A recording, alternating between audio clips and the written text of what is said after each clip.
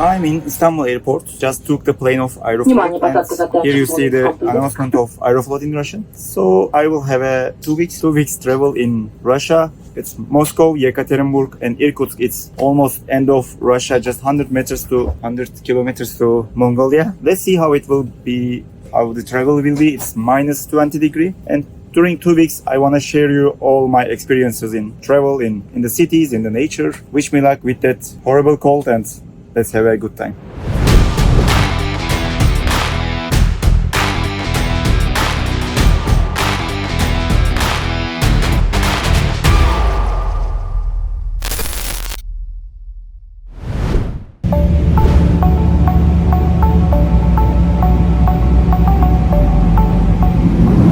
We are on air now. We just took off from Istanbul. There are just 50 passengers in the plane. That's like 30% of the flight.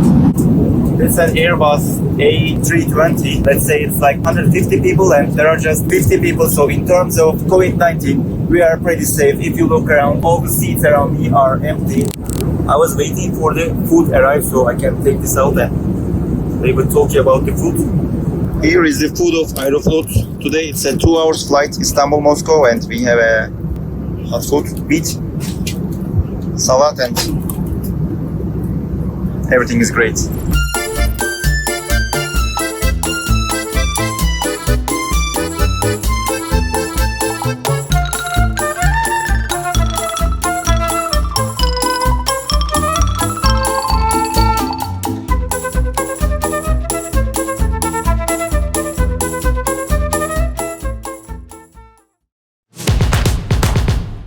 First evening in Moscow, I just landed, the plane landed kind of 4 p.m., 5 p.m. and it's already dark as we are on pretty north. So first evening I'm going to go to find sushi. Why I go sushi? Sushi is kind of doner of Turkey, pizza of Italy. It's pretty cheap comparing to other countries. It's pretty popular. People like sushi here and it's a common food you can eat daily, you know. Let's check how the Russian sushi. My mask is here and here is Moscow.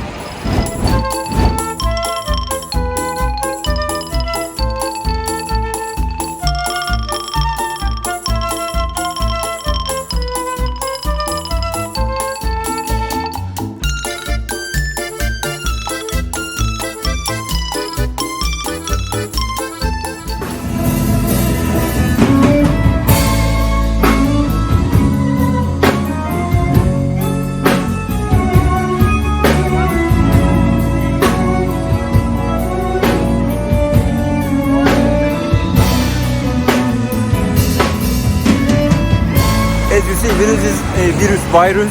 COVID-19 is not so active in Moscow. People are on the street. I just fly back from Istanbul. It was forbidden. It was prohibited to go out of home on the weekend. Even the weekdays, you don't see many people in Istanbul. But here, you see Moscow, you see lots of people on the street. So probably because of that, there are big areas. So probably that's why people can go out more comfortable. Here I arrived the sushi place. Let's check the taste. I entered Wabi-sabi company. I found my sushis. All the sushis are here. There are every type of sushis. I don't know their names. I don't know the names, but I looked the one which I like. This is orange sushi, for example. This is white sushi. Another white sushi and brown sushi. As I told you, sushi has a different pricing here, not like Turkey, not like many other countries. It's not expensive food, it's like a daily food, so I paid less than $5 each of these. That's a good price, and the quality is much better because they're making every day, so they find the best quality.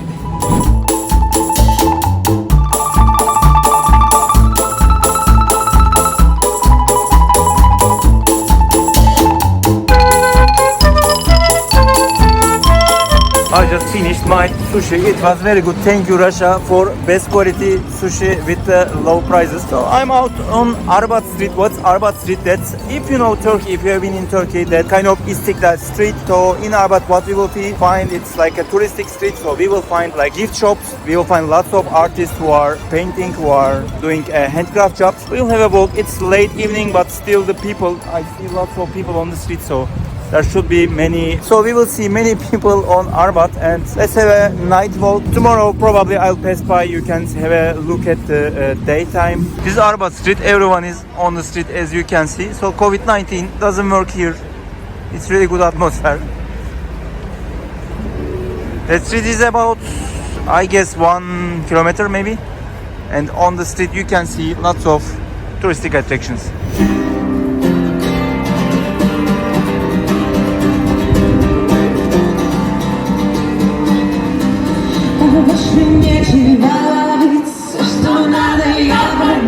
Daytime you see many, especially in summer, there are crazy people also.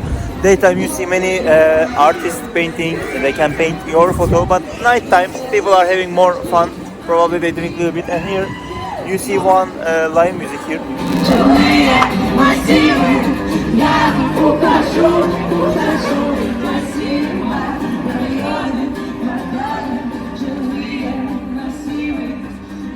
As you see, COVID-19 is not a trouble here. They are having good time. They don't go home. It's Saturday night, so the people are still outside, but I need to go to my hotel because I just landed, you know, and I'm pretty tired. So I want to have a walk, quick walk in Arbat. If I have a chance to come walk to Arbat tomorrow, I will show you this nice street in a daytime. Otherwise, I'll be going to Red Square and the Kremlin Palace for sure. So you better have a check of that place. Here is another group make street music. So good night till tomorrow.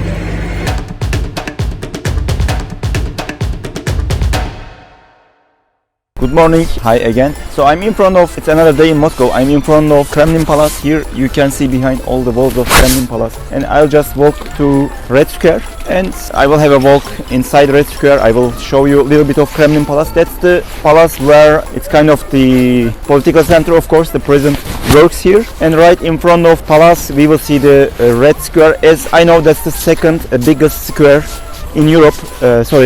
First biggest square in Europe, second is in Padova, Italy. You can see many attractions around Red Square. There's a big shopping mall. It's kind of a biggest of its time. It is a historical shopping mall, GUM. I'll be probably walking in. The area of Kremlin Palace is pretty big. There are some complex of museums, like some religious monuments inside.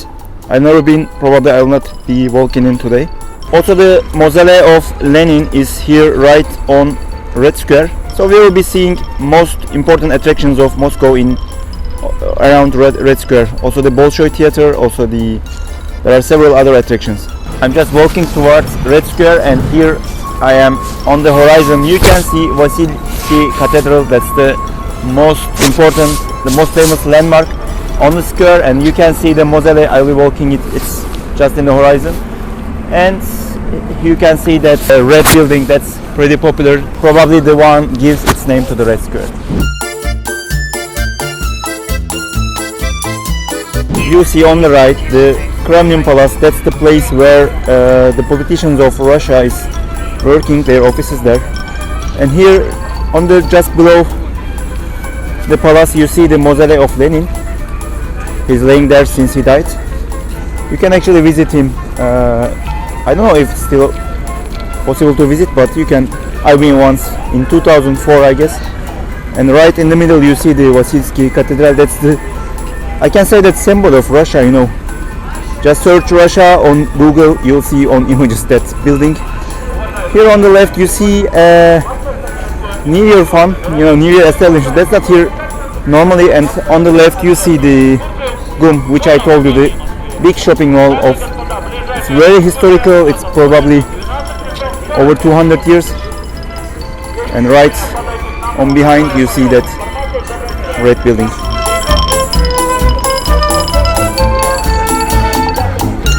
So the GUM is here. That's a big and really historical shopping center of Moscow. That's like, I guess it's 200, 300 years old. Exactly reminds me European, the ones in Paris. Now I will be just walking inside to have a look how is the environment there, how is the atmosphere, because as I know they decorated all inside as for the New Year, for the Christmas things, you know. Let's have a look how it's inside.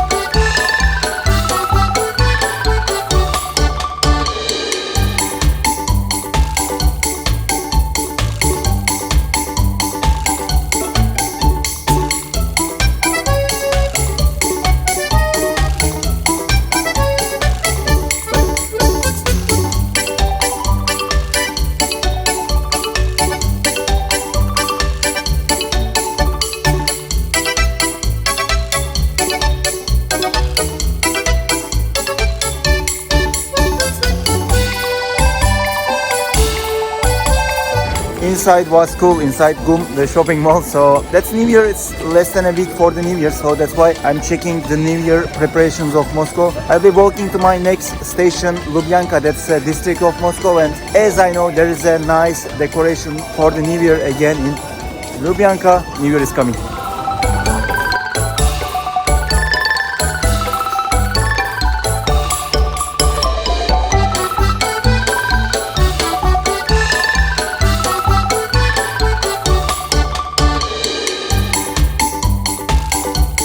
I arrived Lubyanka Square, Lubyanka Plощad, that means Lubyanka Square. What's most important with Lubyanka Square, as I know, here behind me you see that orange, yellow building. That's the headquarters of KGB, the secret service of Soviet Union. It's still, I don't know, it's still the secret service or it's just a historical building, but that building has a great history. Imagine during the Soviet Union, most of the secret operations, most of the police history, army missions of the country was held in this headquarters of KGB. I don't know much about it, but of course KGB is one of the most popular, most important things related with Russia, with Soviet Union. But today I will be in the next building. That's a shopping mall with a Detski Mir children's shop, but they have a nice landmark New Year preparations. Let's see how they look like. Besides putting on the mask, they gave me a pair of these plastic gloves, so I'm safer for the COVID-19.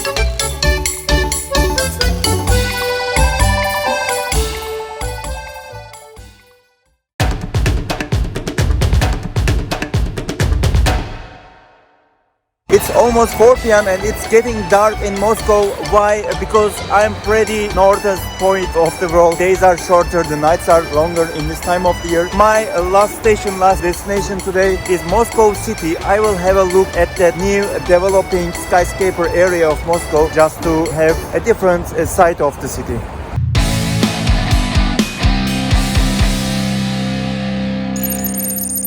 I already arrived and it's getting dark. Probably I'll have a chance to see the daytime view and then on the way back the night view with the lights, which is probably more beautiful.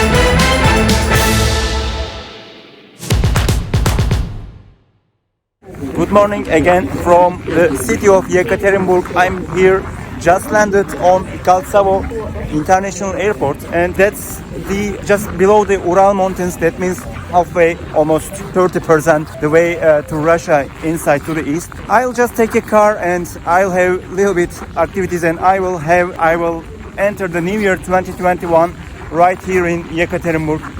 I just got my car from the rental. I used Avis. That's a Hyundai Creta. It's pretty simple. I've seen first time in my life, and I'll be driving it first time in my life. My first stop will be little activity in Yekaterinburg. You know, Russia is pretty advanced in aerospace, and I found the airplane simulation in a big shopping mall. That's a really big one. It's one of the biggest in the world. I'll fly a Boeing 777 today with this simulation. Here you see it. You just get into this simulation machine and you have your flight. Let's see now.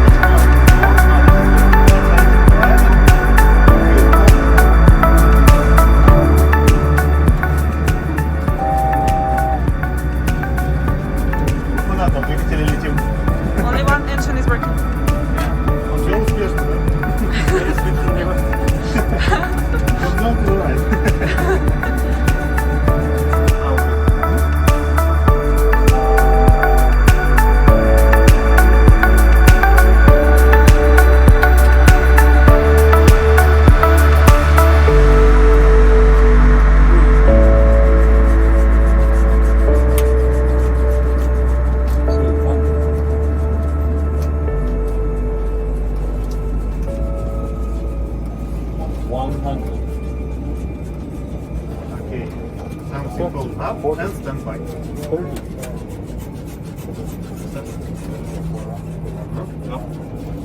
Pull up 30. and fix. 20. 10.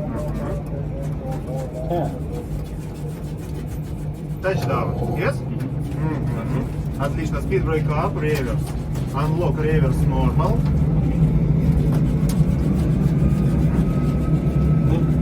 Yes. Now ready? Normal landing. Аплодисменты. Reverse off. Welcome to Sochi. Okay, cool. Temperature on board 17 Celsius. Yes.